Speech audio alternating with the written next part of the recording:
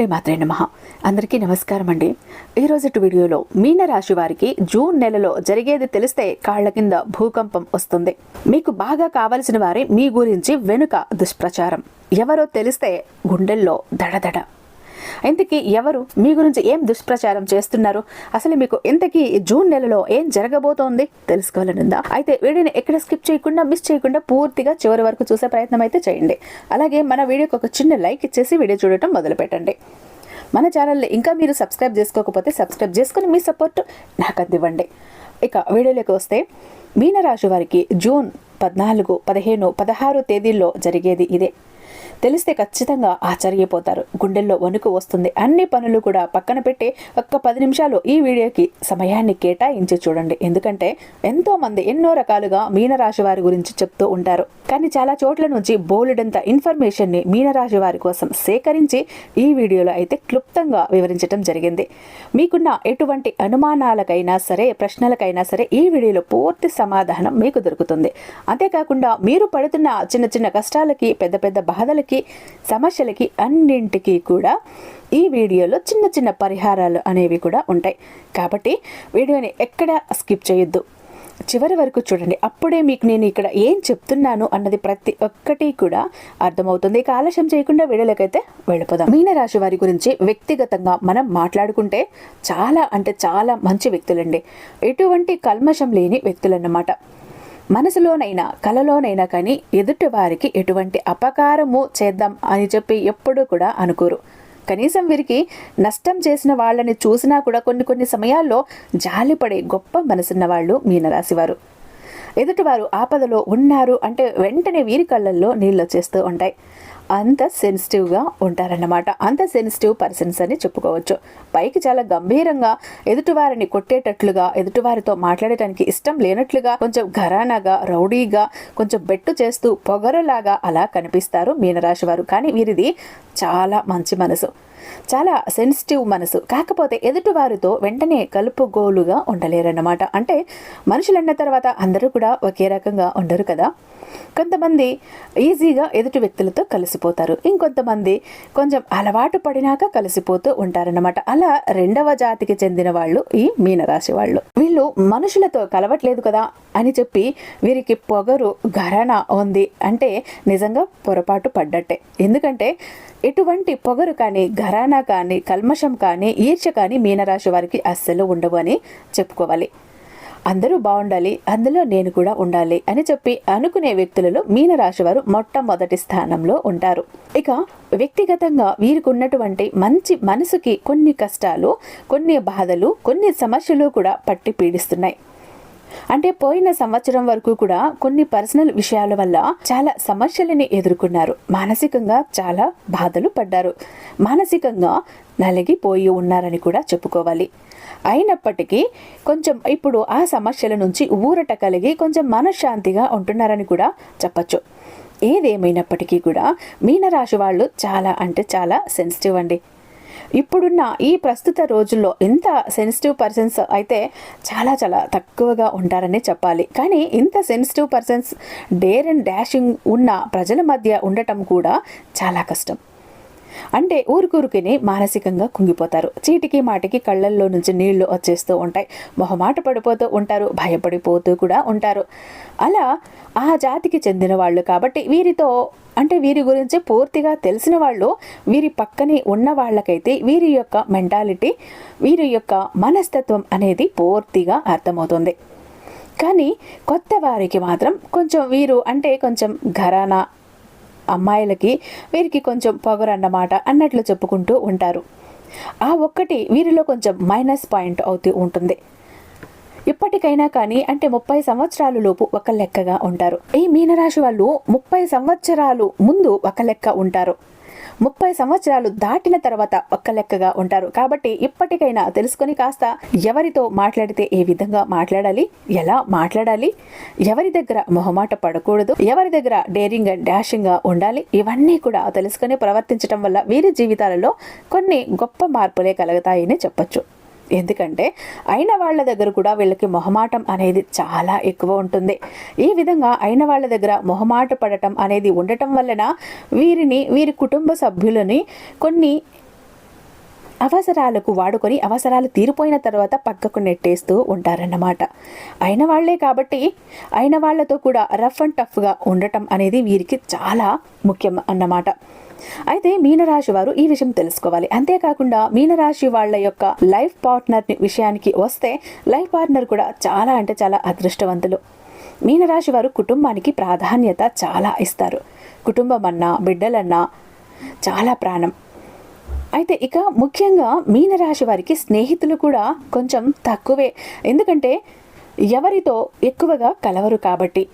నా ప్రపంచం ఏంటో నేనేంటో నా పని ఏంటో నేను చూసుకుంటున్నాను, ఇదే కదా నా పని, నాకు ఇలా గడుస్తోంది కదా, నా పనుల్ని నేను చూసుకొని నా కుటుంబం వరకు నేను చూసుకొని నా కుటుంబంతో నేను ఉంటాను, ఒకరితో నాకెందుకబ్బా అన్నట్లు ఉంటారు. ఎక్కువగా కుటుంబంతో ఉంటారే తప్ప బయట వాళ్లతో ఎక్కువ స్నేహంగా ఉండటానికి ఇష్టపడరు. వీళ్ళ యొక్క లైఫ్ స్టైల్ అనేది ఏ విధంగా ఉంటుందంటే వీరికి ఈ మధ్య కొన్ని రకాలైనటువంటి కష్టాలు, కొన్ని రకాలైనటువంటి సమస్యలు కూడా, ఇబ్బందులను కూడా చవిచూస్తున్నారు. హెల్త్ పరంగా కొంచెం గ్యాస్ట్రిక్ ప్రాబ్లమ్స్ అని చెప్పి కొంచెం మానసిక ఒత్తిడి, కొంచెం స్ట్రెస్ అనేది ఎక్కువగా ఉండటం. అంతేకాకుండా కొంచెం హెల్త్ పరంగా అంటే మైగ్రేన్, తలనొప్పి రావటం, కొంచెం భుజాల నొప్పులు, కాళ్ళ నొప్పులు అనిపించటం, సరిగ్గా నిద్ర పట్టకపోవటం, గుండెల్లో దడగా అనిపించటం, ఇటువంటి సమస్యలతోటి కొంచెం ఇబ్బంది పడుతూ ఉన్నారు. ఈ ఇబ్బందులన్నింటికీ కూడా ఒక్కటే కారణం ఏంటంటే వీరికున్న అతి ఆలోచన. ఏదైనా కానీ చాలా మందిని మనం గమనించినట్లయితే ఏదైనా ఒక విషయం గురించి మనం చెప్తే లైట్గా తీసుకొని ఓకే అని చెప్పి పక్కన పెట్టేస్తారు. మీనరాశి వాళ్ళు అలా కాదు. ఏదైనా కానీ చాలా డీప్కి వెళ్ళిపోతారు. డీప్లో కూడా డీప్లోకి వెళ్ళిపోతారన్నమాట. అంత పర్టికులర్గా ఆలోచిస్తారు. చిన్న విషయమైనా కానీ వాళ్ళు భూతద్దంలో చూసుకొని పెద్దదానిలాగా ఆలోచిస్తారు. వీళ్ళకి చిన్నప్పటి నుంచి ఉన్న అలవాటే అది. చిన్న డ్రెస్సులు కొన్న 10 కోట్లు తిరుగుతారు, 10 సార్లు ఆలోచిస్తారు. ఎప్పటికో ఎంతమందో ఓకే చెప్పినాక ఎప్పటికో ఓకే అంటారు. అలా ఆ టైప్ ఆఫ్ వ్యూలో కొంచెం ఆలోచించే విధానం అనేది కొంచెం ఎక్కువగా డీప్గా ఆలోచిస్తారు. అలాగే ప్రతి చిన్న విషయాన్ని కూడా భూతద్దంలో పెట్టి మరీ చూడటం చిన్నప్పటి నుంచి కూడా వీరికి అలవాటే. కాబట్టి ఇలా డిపెండ్ అవ్వటం అనేది కొంచెం తగ్గించుకోవాలి. అంటే ఏది శాశ్వతం కాదు ఈ భూమి మీద. మనిషి ప్రాణానికి గ్యారంటీ లేని జీవితాలు ఇవి. కాబట్టి ఏది కూడా అంత డీప్గా వెళ్ళకండి. డీప్గా వెళ్ళటం మంచిదే కాదు, దానివల్ల మీకు నష్టం జరగనంత వరకు కూడా మంచిదే. కానీ దానివల్ల మీరు నష్టపోతున్నప్పుడు ఆ నష్టపోవడంని మీరు పక్కకి నెట్టాలంటే ఈ డీప్నెస్ని మీరు తగ్గించుకోవాల్సి వస్తుంది. అంటే పైనే చూసుకునే నిర్ణయాలు తీసుకున్నప్పటికీ కుటుంబంలో కలిసి సలహాలు తీసుకుని ముందుకు వెళ్తే బెటర్ అని చెప్పి నా ఒపీనియన్. అంత డీప్గా వెళ్లకుండా ఉంటే బెస్ట్ అని కూడా చెప్పి అనుకోవచ్చు. ఇది ఒకటి ఆలోచించుకొని మీది కొంచెం దిద్దుకుంటే అంతా బాగుంటుంది. ఇక ఓవరాల్గా చూసుకుంటే మీనరాశి వారికి ఈ 3 రోజుల్లో అంటే జూన్ 14, 15, 16 తేదీలలో చాలా సక్రమంగా జరగనుందన్నమాట. ముఖ్యంగా వృత్తిపరంగా చూసుకుంటే చిన్న పెద్ద బిజినెస్లు చేసే వాళ్ళకి అయితే, వృత్తి ఉద్యోగం చేసే వాళ్ళకైనా, సాఫ్ట్వేర్లకైనా, వ్యాపారస్తులకైనా ఎవరికైనా కానీ చాలా మంచిగా ఉంది. ఈ 3 రోజుల్లో ఒకరోజు చాలా బిజీ ఉంటారన్నమాట. ఇక మిగతా 2 రోజులు కొంచెం అంత బిజినెస్ అనేది ఉండదు. కొంచెం స్ట్రెస్ తగ్గించుకుంటారు. ఈ 3 రోజుల్లో వీరికి ప్రయాణాలు తగిలే అవకాశాలు కూడా కనిపిస్తూ ఉన్నాయి. ఇక అంతేకాకుండా ఓవరాల్గా మీకు అంతా కూడా అనుకూలంగానే ఉంటుంది. డబ్బుకి సంబంధించి గతంతో పోల్చుకుంటే ఇప్పుడు ప్రస్తుత రోజుల్లో మీనరాశి వారికి చాలా వరకు పర్వాలేదని చెప్పుకోవాలి. ఇక కుటుంబ పరంగా విషయానికి వస్తే కుటుంబ పరంగా భార్యాభర్తల మధ్య మంచి అనుకూలత అనేది ఉంటుంది. సమాజంలో మంచి గుర్తింపు ఉంటుంది. సంతాన పరంగా చాలా బాగుంటుంది. తల్లిదండ్రుల పరంగా చాలా బాగుంటుంది. ఇక అంతేకాకుండా ఎటువంటి అనారోగ్య సమస్యలు, ఎటువంటి టెన్షన్లు కుటుంబానికి సంబంధించి ఉండవు. హ్యాపీగా ఈ 3 రోజుల్లో 2 రోజులు కుటుంబంతో ఎక్కువ టైంని స్పెండ్ చేస్తారని చెప్పుకోవచ్చు. ఇక సినీ రంగ పరిశ్రమల వారికి, రియల్ ఎస్టేట్ పనులు చేసే వాళ్ళకి, రాజకీయ నాయకులకు కూడా ఈ 3 రోజులు కూడా చాలా అద్భుతంగా ఉంటుందని చెప్పుకోవాలి. ఇక లవర్స్ పరంగా చూసుకుంటే లవర్స్ పరంగా కూడా కొన్ని రకాలైన ఇబ్బందులని మీరు చూస్తారు. కొన్ని రకాలైన ఎడుబాట్లన్నీ కూడా మీరు చూస్తారు. కొంచెం బాధపడాల్సి వస్తుంది, కొంచెం ఫీల్ అవుతారు. ఈ 3 రోజుల్లో కూడా కొంచెం డిస్టర్బెన్సెస్ అనేవి వస్తూ ఉంటాయన్నమాట. ఈ 3 రోజుల్లో కూడా ఇటువంటి డిస్టర్బెన్సెస్ని చూడాలి, తప్పదు. తర్వాత మళ్ళీ కూడా మామూలుగా కలిసే అవకాశం అయితే కనిపిస్తుంది. అంటే ఇక్కడ మీ మధ్య ఎవరు డిస్టర్బెన్స్ని క్రియేట్ చేస్తారు అంటే మీతో ఉన్నవాళ్ళు, వాళ్ళు స్నేహితులైనా కావచ్చు, తనకు తెలిసిన వాళ్ళు కావచ్చు, మీకు తెలిసిన వాళ్ళు కావచ్చు. మిమ్మల్ని విడగొట్టాలి అని మీ మీద ఉన్నవి లేనివి దుష్ప్రచారం చేసి మిమ్మల్ని విడగొట్టాలని చూస్తున్నారు. మిమ్మల్ని లైఫ్లో దెబ్బ కొట్టాలి, మానసికంగా కృంగదీయాలి, మీ ఇద్దరిని వేరు చేయాలి. మీరు సంతోషంగా ఉండటం చూడలేక ఇలా చేస్తున్నారు. వాళ్ళు మీకు చాలా బాగా క్లోజ్గా ఉన్నవాళ్ళు, సన్నిహితంగా ఉన్నవాళ్లే. నిజంగా అలా మీతో ఎవరు ఉన్నారో ఒకసారి మీరు రీచెక్ చేసుకోండి. అలా గనుక చేసుకున్నారంటే మీతో తేడాగా ఉన్నవాళ్ళు, మీరంటే పడని వాళ్ళు, మీరు ప్రేమగా ఉంటే అసూయపడేవాళ్ళు, కుళ్ళుకునే వాళ్ళు ఎవరు మీకు ఇట్టే ఈజీగా అర్థమైపోతుంది. అలాంటి వారితో కొంచెం దూరంగా ఉండి కొంచెం జాగ్రత్తగా ఉండటం చాలా చాలా అవసరం. ఇక సంతానపరంగా చూసుకుంటే ఎవరికైతే సంతాన భాగ్యం లేదు అని చెప్పి మెడికల్గా వెళ్ళారో బరువు తగ్గించుకొని మంచి ఆహారాన్ని, పండ్లు, కూరగాయలను ఎక్కువగా తీసుకుంటూ ప్రతిరోజు మంచిగా ఎక్సర్సైజ్ చేసుకుంటూ కాస్తంత బరువు తగ్గే ప్రయత్నాలు చేస్తే సంతానం మీకు ఖచ్చితంగా కలిగి తీరుతుంది. ఎవరైతే వివాహం కోసం ఎదురు చూస్తూ ఉన్నారో వారికి వివాహ భాగ్యం కూడా కలిగే అవకాశాలైతే కనిపిస్తూ ఉన్నాయి. కాస్త వివాహం కోసం ఎదురు చూసే వాళ్ళకి ఆ వివాహం కోసం కొంచెం గట్టి ప్రయత్నాలు చేస్తే తప్పకుండా మీకు ఈ సంవత్సరంలోనే వివాహ భాగ్యం కలుగుతుంది అని చెప్పి రాసిపెట్టి ఉందండి. ఇక ఓవరాల్గా మీకున్న సమస్యలు, బాధలు ఇవన్నీ కూడా తొలగించుకోవటం కోసం, అంతేకాకుండా మీనరాశి వారు చాలా అందంగా ఉంటారు. రూపం విషయానికి వస్తే చక్కటి రూపము, విశాలమైన నుదురు, పెద్ద పెద్ద నేత్రాలు, ఒత్తైన కురులు, చక్కటి చిరునవ్వు, ఎదుటివారిని ఎట్టే ఆకర్షణీయంగా ఆకట్టుకునే మాట తీరు, ఇవన్నీ కూడా వీరి సొంతమని చెప్పుకోవాలి. కాబట్టి వీరికి నరదిష్టి, నరఘోష చాలా ఎక్కువగా ఉంటాయి. ముఖ్యంగా బయట వారి కంటే కూడా అయిన వారిలోనే వీరికి నరదిష్టి ఎక్కువగా పెట్టే అవకాశాలైతే ఉన్నాయన్నమాట. కాబట్టి ఎవరు అయిన వాళ్ళు, ఎవరు పరాయి వాళ్ళు అని చెప్పి ఇప్పటికే మీనరాశి వారికి తెలిసే ఉంటుంది. కాబట్టి ఎవరు అయిన వాళ్ళు, ఎవరు పరాయి వాళ్ళో తెలుసుకొని వాళ్లకు తగ్గట్టుగా వారు మీతో ఏ విధంగా అయితే ప్రవర్తిస్తున్నారో వారితో మీరు కూడా అదే విధంగా ప్రవర్తించి ఎవరికి ఎటువంటి సమాధానం ఇవ్వాలో తెలుసుకుని దానికి తగ్గట్టుగా మీ యొక్క బిహేవియర్ కూడా ఉన్నట్లు అయితే ఖచ్చితంగా మీకు ఎటువంటి ప్రాబ్లమ్స్ అనేవి కూడా రాకుండా ఉంటాయి. ఈ విషయాన్ని గుర్తుంచుకోండి.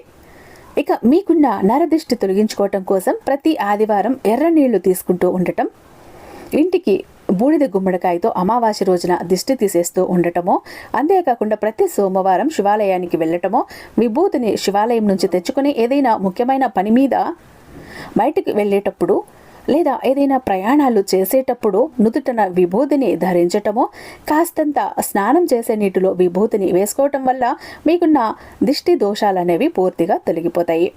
అంతేకాకుండా ప్రతి మంగళవారం కూడా ఆంజనేయ స్వామి గుడికి వెళ్ళటము, అక్కడికి వెళ్ళినప్పుడు సింధూరాన్ని తెచ్చుకోవటము, లేదు ఏదైనా ముఖ్యమైన పనుల మీద వెళ్ళేటప్పుడు సింధూరాన్ని ధరించి వెళ్ళటము, అంతేకాకుండా బయటకు వెళ్ళేటప్పుడు జోబులో ఒక పచ్చటి నిమ్మకాయను వేసుకొని వెళ్ళటము, ఆ నిమ్మకాయని ఇంటికి వచ్చేటప్పుడు ఇంటి బయటనే ఎడమ చేతి వైపు 3 సార్లు, తలపై భాగాన కుడి చేతి వైపు 3 సార్లు ఆ నిమ్మకాయను తిప్పి వేసుకుని దూరంగా విసిరిపడేయాలి.